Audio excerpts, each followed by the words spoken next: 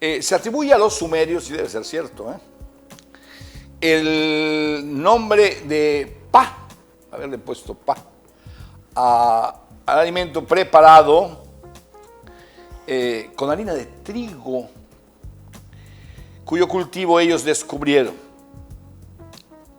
El trigo,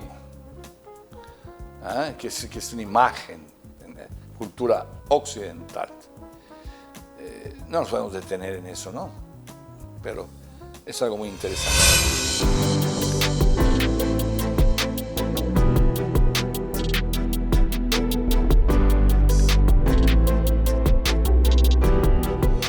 Los mayas de Yucatán al pan le llamaban guaj, porque era un pan hecho de maíz. Eso sí lo hemos dicho en cocina maya, ¿no? La diferencia entre el guaj y el pip como tal. Y es un alimento de todos los días. Había una variedad: ishim guaj, sukul guaj, sobil guaj. Hemos hablado de esto, en nuestro pimpin guaj, el isuaj y también el chepé. Esa es otra cosa, pero bueno. Y cuando estaba seco, no, ya había pasado el tiempo, el chuchul, que es muy bueno. Desde 1543, los navíos que venían de Europa comenzaron a traer harina de trigo. Y aunque se hicieron esfuerzos por sembrar la planta, no se dio en Yucatán. Sí se dio en el Valle de Toluca. Sí se dio en el norte, que comen las tortillas de harina. Pero aquí no pegó, no fue posible. Debido a la escasez de harina, se traía muy poca harina en esos barcos, los panes solo se hacían en casa de funcionarios y desde luego en los conventos franciscanos, bueno, en los conventos, los franciscanos y las monjas ya después. Hay una cosa muy curiosa, eran cocineros mayas los que estaban allá, ¿no? Digamos, ¿no? No eran cocineros, pero trabajaban los mayas. Y ellos en esas casas trataban de suplir la harina de trigo con el maíz para hacer ciertos panes y no funcionó. Otros, algunos sí. El pan de elote. El elote es maíz. Algunos bizcochos, sí. Pero otros era imposible, ¿no?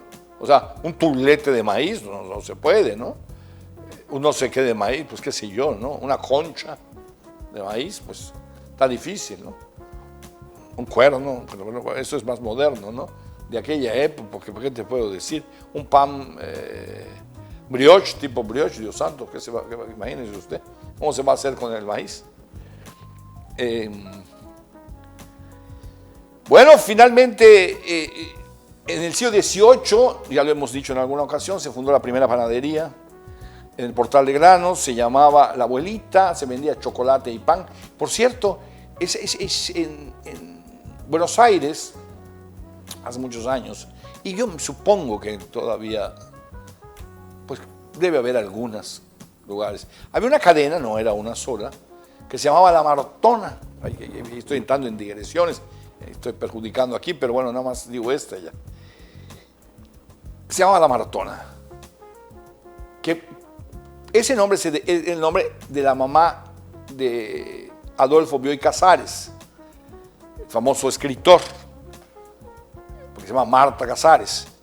Y ellos eran dueños de una grande, ahí se llama estancias, grandes haciendas, bueno, se han vuelto pueblos, entonces tenían ganado vacuno, lechero, sacaban la leche, se vendía en estos lugares, y todos los obreros, y etcétera, la gente se sentaba, se tomaba un bol, que es como una taza de chocolate, de leche, perdón, y se compraban unas barras de chocolate, se llama submarino, y usted remojaba la barra en la leche y la estaba comiendo, de chocolate, tipo, digamos, un chocolate de estos que se venden acá, ¿no? Y era muy agradable, con la leche caliente se desayunaba uno. Yo no sé ahorita, no creo que existan las Martonas, alguna confitería, que es como decir cafetería, y también bar, puede dar ese servicio todavía y puede haber gente que la haga, ¿no? Todavía hace bastantes años, sí era común encontrar, se podían encontrar martonas, o tipo martonas, digamos, en Buenos Aires, ¿no? Luego hubo otra en Campeche, que era parte de Yucatán, panadería que elaboraba y vendía al público pan de levadura amasado y batido, que se le llamaba, mencionándolo, el pan de manteca, llamado de polvo, que luego originó las mantecadas y los polvorones. De eso hemos hablado ya en extenso. Se vendían hojaldras, se vendían pasteles llamados en conjunto pan de dulce, que quiero decir, yo no sé, yo cuando era niño, ¿no? Bueno, se compraba un panadero de globo, ¡pam, pam! En la tarde iba a mi casa. Y uno salía, la muchacha, o yo, o mis hermanos, mi mamá, y escogía este pan de dulce. Y así lo ponía, y las famosas barras de pan francés que aguantaba, que eran buenísimas, o sea, para aguantar el hambre, ¿no? Y siempre se le llamó pan de dulce en mi casa, para desayunar pan de dulce y para cenar creo que francés.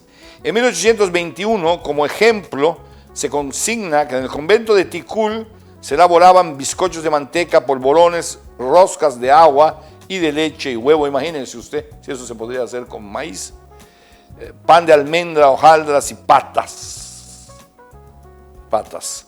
Desde mediados del siglo XIX comenzaron a utilizarse saborizantes como anís, el agua de azahar, que usaba muchísimo, la canela y la vainilla. Ya no veo que se use tanto, creo, pero se usaba mucho. Según el principal ingrediente, había pan de almendra, de huevo, de leche, de mantequilla, de queso, de elote, de coco, de naranja, de plátano, que tampoco hay ahorita, entre otros, en la panadería, ¿eh? En las casas sí se hace, ¿no? Oiga usted, ¿para qué le cuento? Hay una niña, madre, que hace un pan de plátano. Uy. Niña porque es muy jovencita. Sí. Había también el turulete, no turulato.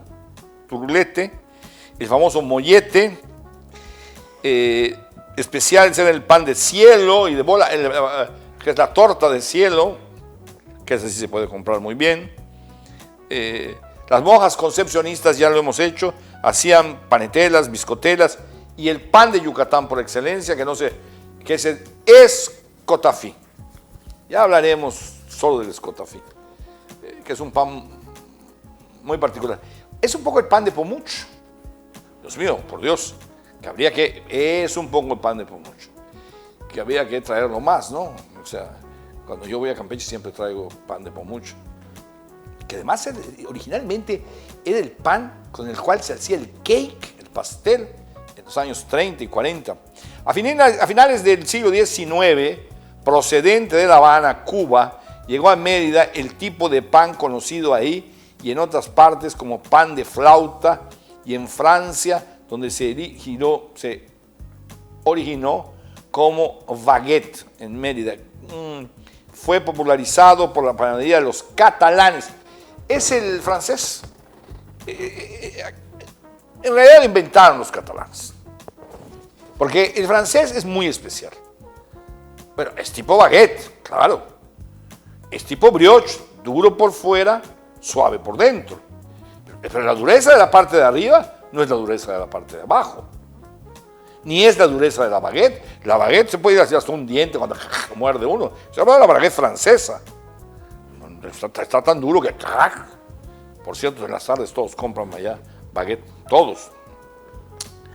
Luego elaboraron otras panaderías famosísimas, el Centenario y la Vieja Jesús, que merece todo un capítulo de la historia de las panaderías.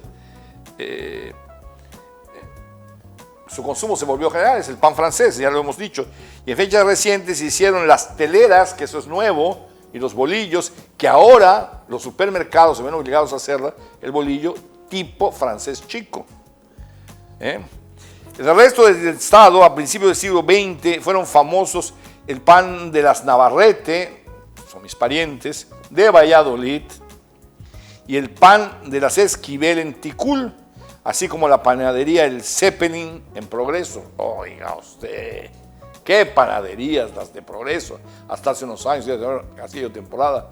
Con pena debo decir, con mucha pena, que ya no hay eso. No hay eso. Ya no hay esas panaderías que hubo. No, para nada, el Centenario fue la última. Qué bárbaro, qué bruto, qué cocotazos de huevo para comer pulpos en su tinta sobre arroz. Ya me dio hambre.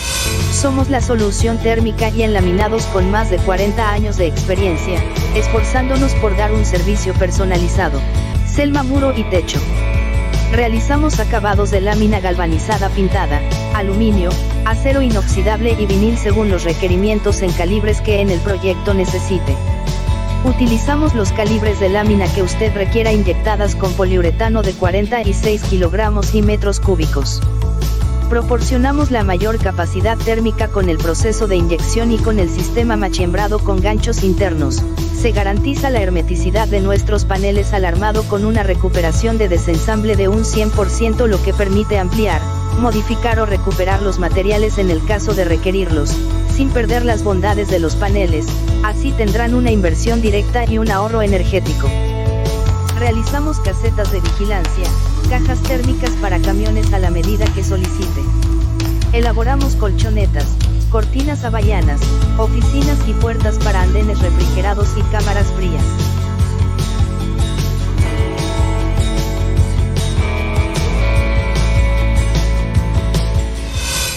En Mérida, el barrio de Santiago se distinguió por sus 3 grandes panaderías: el Motuleño, la Primera Central y la Flor de Santiago. Cada barrio tenía sus panaderías, ¿eh?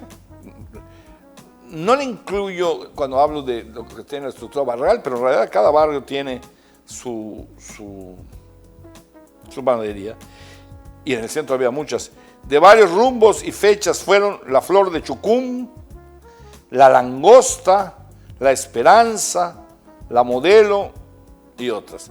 En 1930, un hombre notabilísimo y un grandísimo panadero, ya hablaremos de él también, don Petronilo Vázquez Madera. Oiga usted, su nieto es el dueño del Retorno, mi gran amigo. Su nieto es otro entrañable amigo mío. Sus nietos, bueno, muchos de sus nietos, ¿no? Son todos, algunos, no todos, no los conozco a todos, pero algunos son muy, muy apreciados por mí. El dueño de mi querido amigo, el dueño de Rafa Vázquez, un grandísimo panadero del Retorno. Es lamentable que no esté por el norte, porque él hace cosas todavía originales, ¿no? El padre Huacho, que fue vicario general, Monseñor Joaquín, que es amigo mío desde hace muchos años, tengo muchísimo cariño, muy amigo. El doctor Isidro, los entrevistaba yo antes, una vez al año, a los 3, juntos. Indalecio Cardeña, que también es pariente de ellos, si no me equivoco. En fin, gente muy distinguida. Bueno, nietos de un gran señor. Él aportó muchísimas cosas, aportó los arrollados, al menos que comemos, ¿no? Por un error. Tuvo su expendio en la esquina de las 3 Caras, luego habló la Flor de la 59, después en 1950 la Reina, que cerró recientemente. Yo le dediqué un artículo que era una cosa maravillosa.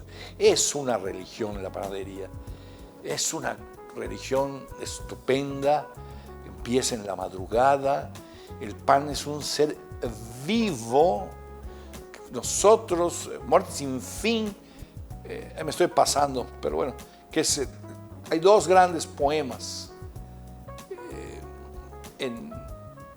escritos en México, metafísicos, digamos, no sé si metafísicos, pero filosóficos. Primero, Sueño, de Sor Juana Inés de la Cruz. Está en barroco, es difícil leerlo, hay gente que no va captando, pero cuando se va entendiendo los enigmas, digamos, que tiene, es impresionante, ¿no? Es el sueño del espíritu humano, pero me detengo allá. Y el otro es Muerte sin fin, de José Gorostiza, casi fue lo único que hizo. Hizo otros, pero no hizo una gran obra. Pero qué poema, qué bárbaro. La vida, toda vida está muriendo. Unos mueren santos, otros después. La vida es un proceso de muerte. Y lo va explicando. Todo el reino animal, el reino mineral, todo está muriendo. ¿Correcto? La vida es un proceso de muerte. El pan tiene vida. Por eso se echa a perder. Primero, con la levadura se transforma, vive, crece. Y si usted lo deja, se va poniendo malo, morado. Se pone no sé qué, se pone no sé cuánto. Y se muere quizá. Pero es un ser vivo, ¿no? En 1981 Rafa fundó El Retorno, es una panadería buenísima, son los mejores, y Montejo es, la panadería Montejo del señor patrón Juanes, es buenísima, muy buena, y con muy buenas cosas legítimas, pero yo no como bizcochos de sagú, mejores que los que hace El Retorno.